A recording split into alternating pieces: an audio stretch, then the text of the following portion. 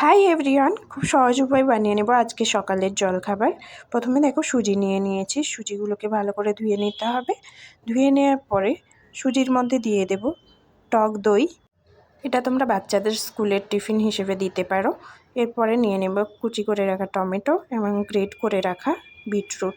দুটো দিয়ে দেওয়ার পরে দিয়ে দেব কুচি করে কেটে রাখা পেঁয়াজ দেওয়া হয়ে গেলে তারপরে দিয়ে দেব লবং এবং গোলমরিচ গুঁড়ো। আমার ভিডিও তোমাদের কেমন লাগে সেটা কমেন্ট করে জানিও, আর কে কে কোথা থেকে ভিডিও দেখছো সেটাও জানিও। সব কিছু দিয়ে দেওয়ার পরে এটাকে ভালো করে মাখিয়ে নেব।